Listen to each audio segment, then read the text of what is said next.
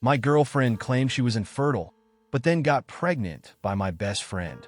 Now, they want child support, so I made them regret it. I, 32M, thought I had my life together. I had a decent job, a close-knit group of friends, and a girlfriend, Sarah, 28F, who I thought was my soulmate. We'd been together for 3 years, and she was everything I thought I wanted in a partner. Funny, supportive, and caring. One thing we always discussed early on was the idea of kids. I was open to the idea, but Sarah claimed she was infertile due to some health issues from her teenage years. While that was disappointing, I loved her, and we decided to build a life together regardless.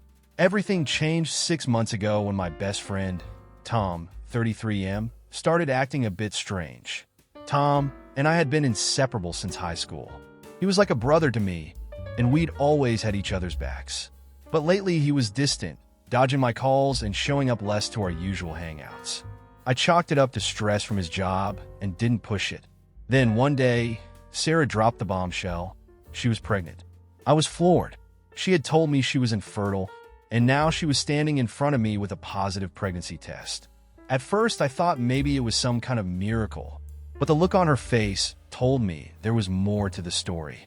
After a lot of stammering and avoiding eye contact, she admitted the baby wasn't mine. It was Tom's. I felt like the floor had dropped out from under me.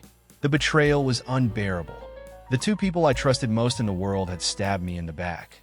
I kicked Sarah out of our apartment that same night and cut off contact with Tom. I didn't want to hear their excuses or apologies. I just wanted to be left alone to process the mess they had made of my life.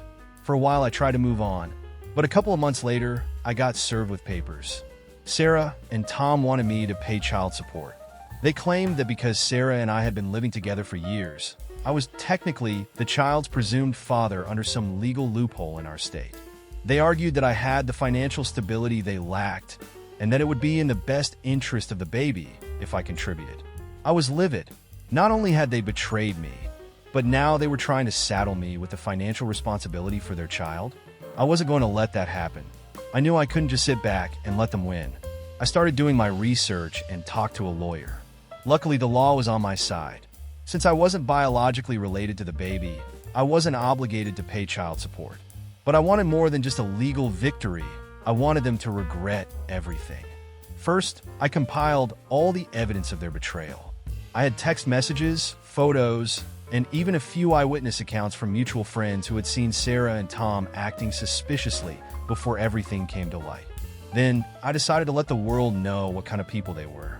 I posted my story on social media, detailing the betrayal and including screenshots of the text between Sarah and Tom. I didn't use their full names, but anyone in our circle of friends knew exactly who I was talking about.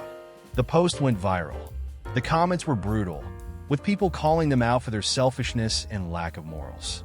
Sarah and Tom's reputations were completely trashed. Sarah ended up losing her job because her boss didn't want someone with her values representing the company. Tom, who worked in a client-facing role, also faced backlash and had several clients drop him. But I wasn't done yet. I found out Tom had been dodging some debts for a while, and since I knew his financial habits, I tipped off the creditors. They came after him hard, freezing his accounts and garnishing his wages.